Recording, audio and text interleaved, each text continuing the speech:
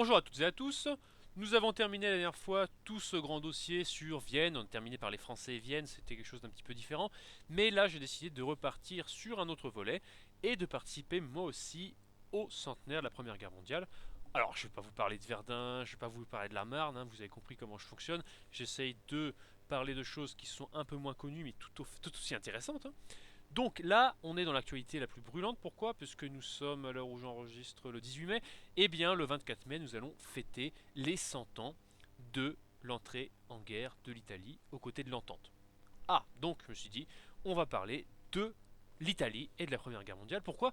Parce que c'est un conflit, un volet du conflit qui est finalement très peu connu de ce côté des Alpes et qui pourtant a laissé 650 000 Italiens sur le terrain, ce qui est beaucoup au regard des effectifs engagés, on le verra, qui a laissé le nord du pays ravagé, la botte italienne dans un état de délabrement économique et moral, tellement la guerre a coûté cher, qui a favorisé grandement l'arrivée de Mussolini au pouvoir très peu de temps après, c'est-à-dire en 1922.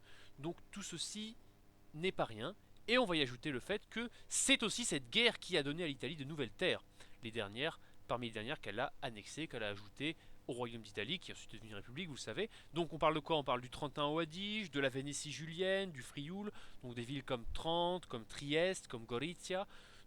Le nord et le sud, enfin, le nord-est de l'Italie ont été ajoutés à la fin de cette première guerre mondiale. On va expliquer pourquoi, comment. Donc vous voyez, tout ceci fait quand même que c'est un ensemble de choses assez intéressantes qui ont des répercussions sur l'histoire de l'Europe et qui en plus n'ont pas été sans poser de problème. Mussolini, on l'a vu, mais aussi parce que ces terres qui ont été ajoutées à l'Italie, annexées à la fin de la Première Guerre mondiale, n'étaient pas et ne sont toujours pas aujourd'hui des endroits qui sont 100% italiens, puisque dans certaines zones on parle encore allemand, on parle des langues slaves, on n'est pas loin de la Slovénie, vous le savez.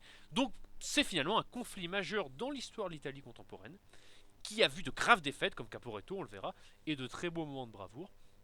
J'ai moi-même été en Italie il y a très peu de temps, et je ferai passer dans la vidéo que vous êtes en train de voir, en train d'écouter, des photos de ces sanctuaires de la Première Guerre mondiale qui vous montreront que finalement ça a été marquant, ça a frappé l'imaginaire italien et ça continue aujourd'hui de susciter des débats contradictoires. Donc c'est quelque chose que nous devons dont nous devons parler un peu aujourd'hui, et c'est ce que je vais faire et c'est déjà commencé. Or, rien n'était sûr en 1914. Hein. L'Italie est rentrée en guerre, comme je viens de le dire, en 1915, en mai 1915, et il nous faut revenir un peu dans le passé pour comprendre cette situation que je me suis fixé de raconter, d'expliquer. Et il fonctionne toujours comme ça, revenir un peu dans le passé pour comprendre pourquoi un événement présent s'est déroulé de telle ou telle manière. Or, l'Italie est un pays jeune, un pays qui s'est formé à partir des années 1850 seulement, souvenons-nous. Il est alors divisé en une dizaine d'États, et le nord-est est sous domination autrichienne depuis un certain temps. Venise est une ville qui appartient à la couronne des Habsbourg.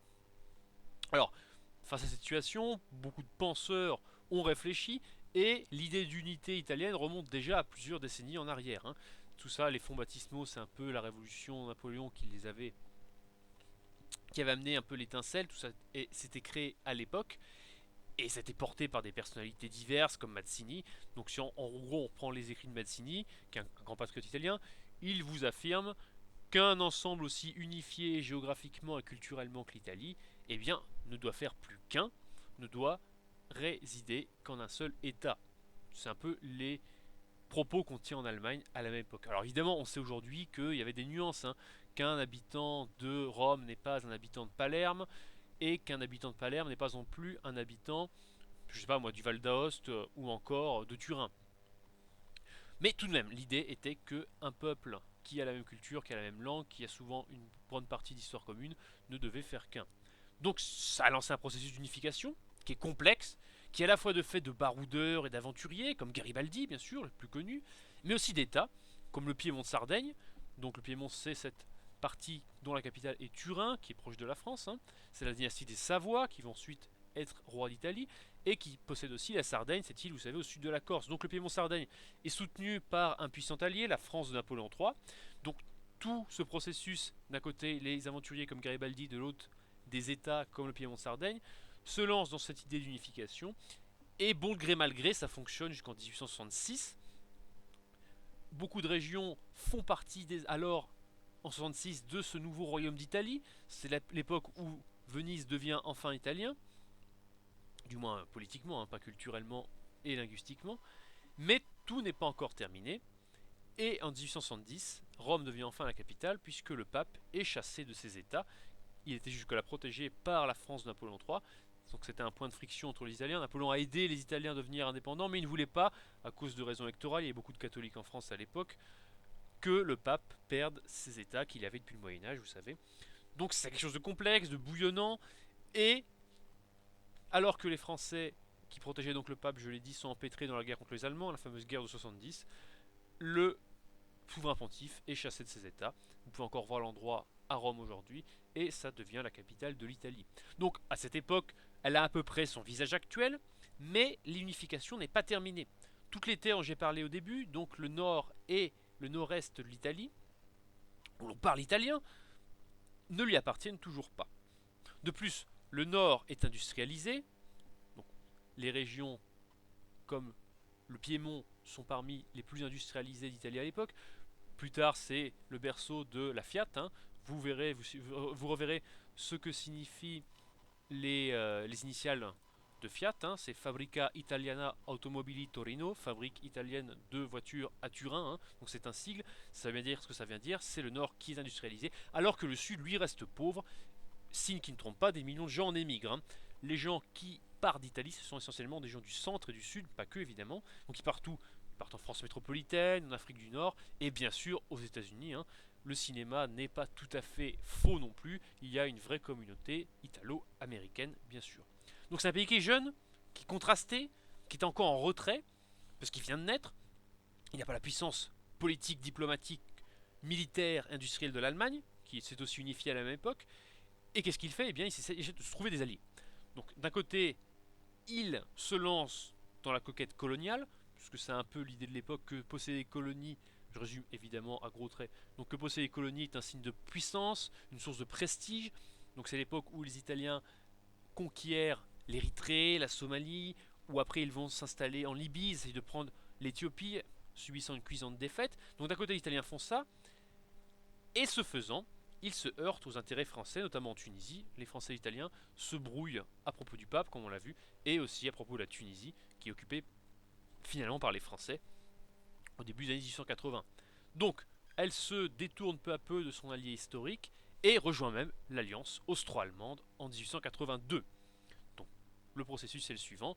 Les Italiens, aidés à exister finalement en tant qu'État par la France, se détournent peu à peu de celle-ci et rejoignent une alliance qui a l'air beaucoup plus menaçante, beaucoup plus forte que la France qui est encore isolée, l'alliance entre l'Autriche-Hongrie et l'Allemagne. Donc en 1882, trois États sont dans cette alliance, ça fait donc la fameuse triple alliance. Donc on a une Italie qui s'est recentrée sur un autre ensemble. J'en profite pour dire que l'Autriche s'appelle Autriche-Hongrie depuis 1867. Je vous mettrai le lien vers les articles que j'ai fait là-dessus pour comprendre ce dont il s'agit. C'est un peu hors sujet. Donc voilà, on en est aux années 80. Alors par la suite, les relations s'améliorent à nouveau avec la France. Pourquoi? Bien parce que toute une partie du pays demeure hostile à l'Autriche.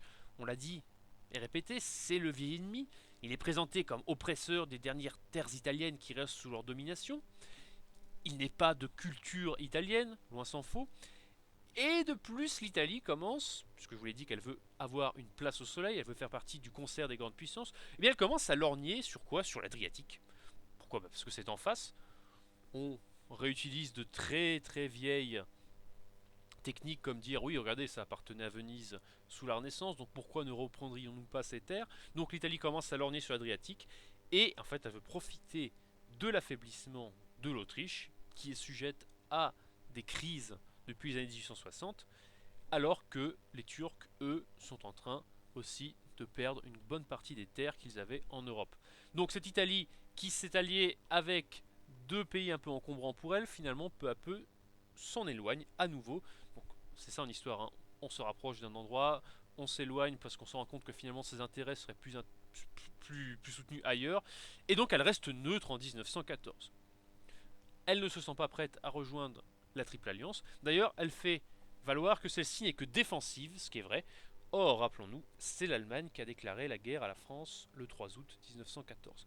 Donc l'Italie, pays jeune, qui veut sa place au soleil, se rend compte que l'opportunité de l'avoir serait peut-être finalement du côté des alliés anglo-français. Donc elle reste neutre le 3 août 1914.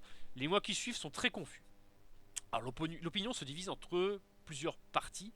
D'abord les partisans de la paix, ceux qui veulent que l'Italie reste en dehors du conflit, comme le fait l'Espagne par exemple, pour ne pas faire couler du sang inutilement. Une guerre ça coûte très cher, et on sait déjà quand même que des batailles comme celle de la Marne ou Tannenberg à l'est contre les Russes ont été des boucheries sanglantes, hein, ce qui est un peu un pléonasme, mais tant pis.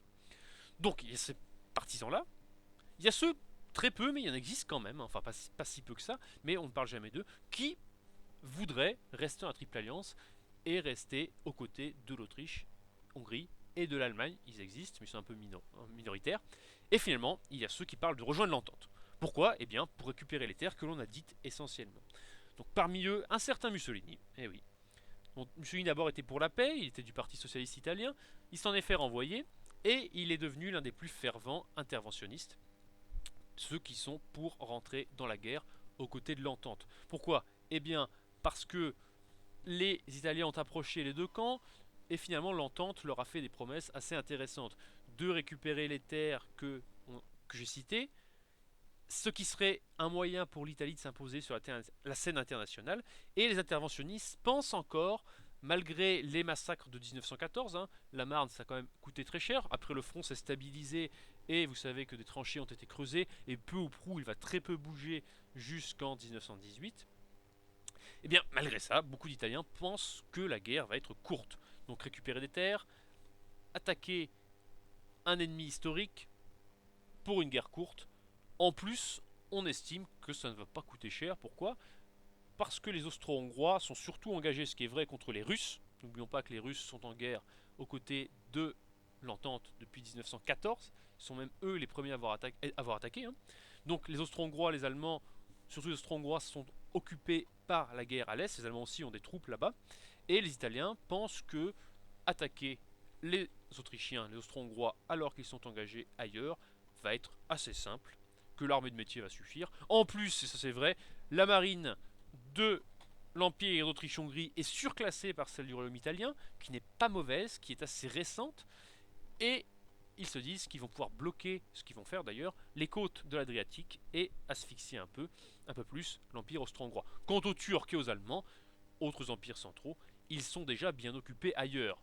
Les Allemands surtout sur le front ouest, même s'il reste des troupes à l'est, je l'ai dit, et les Turcs sont occupés contre les troupes essentiellement du Commonwealth au Proche-Orient et contre les Russes dans le Caucase, un front qu'on oublie toujours d'ailleurs. Donc toutes ces raisons font que finalement, le 23 mai, l'Italie déclare la guerre à l'Autriche-Hongrie, et le lendemain, 24 mai, les premiers coups de feu sont échangés. Évidemment, le contraire serait connu, les désillusions vont venir très vite, et on va essayer de comprendre comment l'Italie a vécu cette guerre, après cette introduction assez longue, mais qui, je pense, est toujours nécessaire pour bien placer les choses dans leur contexte. Voilà, donc la prochaine fois nous verrons les premières années de guerre, 1915-1917, on va voir que l'Italie s'est empêtrée dans un front qui a très peu bougé, qui lui a coûté très cher, avant de parler de 1917-1918, la bataille de Caporetto, en 17 donc, et je terminerai en parlant de la marine italienne, de l'aviation italienne, ce genre de choses dont on parle assez peu, et je ferai des articles sur le site plus précis sur quelques unités italiennes célèbres de cette première guerre mondiale, comme les Arditi. Et il y a actuellement sur mon site un article sur les sanctuaires militaires italiens, comme je vous le disais, donc certaines photos passent ou passeront devant vos yeux. Et donc, c'est un gros dossier, on commence ça, mais je pense que c'est important de parler de ce genre de choses. Je vous remercie de bien vouloir suivre ce dossier et je vous dis à la prochaine fois.